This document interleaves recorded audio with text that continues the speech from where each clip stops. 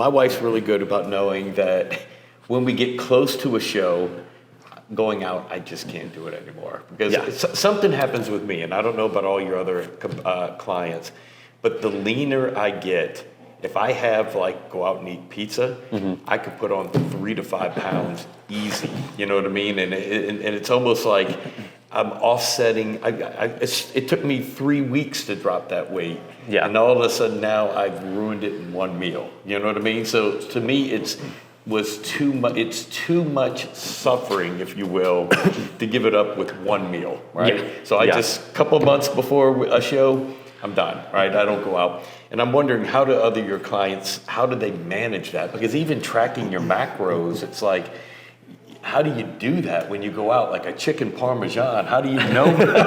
You know what I mean? I don't know what they're giving me in that meal. Right? Even eating out is a significant portion of what I do, not just for my clients in prep, but off season, because eating out has its own unique set of skills that are involved in it. When we talk about skills in the gym, right? How do I perform this exercise in this manner? How do I gauge my recovery? Those are all bodybuilding skills. But estimating calories, looking at a meal that you did not portion or cook yourself and saying, this probably has about 35 grams of protein, 80 grams of carbs, and 20 fat. That's a skill, right? Being able to look at this and estimate it. The more you do it, generally, the better you get at it. If you go about it in an analytical way, right? Because if you estimate it to be this, and this, and you find your weight and you try to work it within your plan, and you wake up the next morning, your weight has jumped up massively, I was way off on these measurements. So the next time you eat a similar meal, you need to adjust that measurement down, right? Gotcha. So it's a skill that can be developed. The other thing that takes hold in prep is, what is your ability and instinct to continue to estimate, but also put the brakes on your eating? Right. Because there's a lot of both physiological and psychological drivers to just keep pushing you to eat more, right? It's advantageous to survival to where if you are deprived and starving, to get you to eat more. And I find that people's ability to stop, and then the brain plays tricks on them. I find people become worse at estimating as they get hungrier. They start convincing themselves that this is, and everybody says, oh, not me. No, it's also you. Everybody does this. So that comes into play. And then the other thing is, what is your metabolic ability? Some people have more flexible metabolic rates, more adaptive metabolic rates. Some people, when they eat a meal, they see a significant uptick in their metabolic rate over the course of the next 24 to 48 hours. Some people do not see that. So this is it's such an off-season skill, and then carries into prep, is that I can't say that there's one answer for everybody. It becomes a matter of what's your skill at estimating? How much can you fight that psychological tendency to then see that ability erode as you get hungry? Yeah. And then also, what is your body capable of? Some of my clients in the off season will go out to eat 3 times a week. Some of my clients in the off season, because maybe poor estimating skills or poor metabolic rates, they can only do once every 2 weeks, something like that. So then when that gets pulled out, there hits a point in every prep where you have to stop going out to eat, right? And then, because you can't just always trust other people to make your food. At a certain point, you need to say, all right, I'm measuring all of my food from here on out. But when that stops also depends on those same factors, is how, what's someone's skill with measuring it. And I had one client where he did eat Taco Bell once a week, all the way until 3 weeks out, because he would eat the same thing at Taco Bell every week. He knew exactly what was in it, and according to him, the nutrition facts online are pretty accurate for Taco Bell apparently. But he kept consistency in that manner, and he kept making progress. So if he kept making progress at the rate that we wanted, having Taco Bell once a week, and then all of his other meals were nutritious and healthy, and he looked great, and he turned pro with eating Taco Bell up to 3 weeks out. But he wasn't having different meals all the time that led to a lot of inconsistency. Yeah. But that might have helped him out mentally as well. It gave him something to look forward to. It kind of satiated him, kept him normal maybe. Right? Yeah, and the funny thing is, at one point in his prep, I told him it might be a good idea to take the Taco Bell out, right?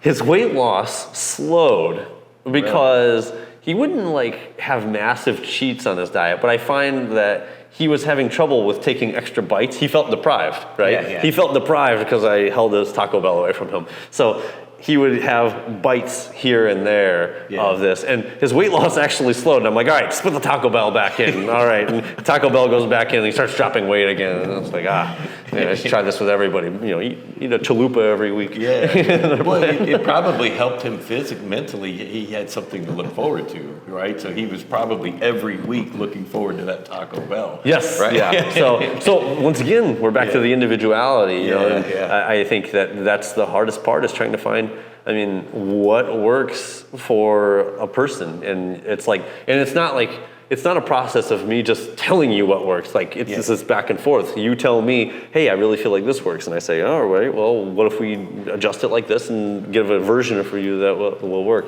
And, you know, sometimes I even see some clients, I'll see them on social media. It's like they're switching to a new coach every single prep. And I'm like, you know, I feel like they hadn't even given themselves a chance with that coach to develop some rapport, to figure out how you guys operate and get like a cohesive unit going forward. That's a little bit of a side note there, but I think developing that rapport can be really helpful, because you learn so much about each other over the course of 2 preps or whatever. You know, one other thing that kind of helped me a little bit, like, so I was eating pretty much like every 3 hours, but then got to the point it was like every hour and a half. But what I would find is sometimes you get that hunger. It's like, like I've got to eat, but my meal's not till another hour, right? So like on that next hour, I might have had like, some ground turkey with rice, like taco meat, and apple, some almonds, whatever. Just simply taking the apple out of there and eating it at that point. Even when you eat the apple, then you still have that, I need more. But if you just wait a couple minutes for that apple to kind of soak in, like whether it's even not like you just have to have an Oreo cookie, right? The instinct is that you're going to want to eat more, right? Have one or have 2 and then just stop and just wait, because you still want more. But for me, at least, once that Oreo cookie or whatever soaked in a little bit, suddenly I was satiated, right? And it's like I really didn't, it tied me over for a while. I just had to learn to myself, eat just that apple and only that apple. Give it a couple minutes to digest a little bit. Then I had enough energy, and it satiated me enough to go through another 30, 45 minutes, and I was fine. You know, the hunger between meals is interesting, because there can be different drivers of that. It depends on, I would say, if somebody's actually having like physiological symptoms of severe hunger and deprivation. Physiological symptoms, like I said, like lightheadedness or dizziness or things like that, or just extreme fatigue. I find that those are the situations where maybe just moving something up from your next meal would be advantageous. But if we're talking about just cravings and hunger, sometimes that can be a slippery slope, because then people have trouble shutting off the mechanism, and in which case I'll probably use psychological tactics in terms of how to overcome that drive to eat.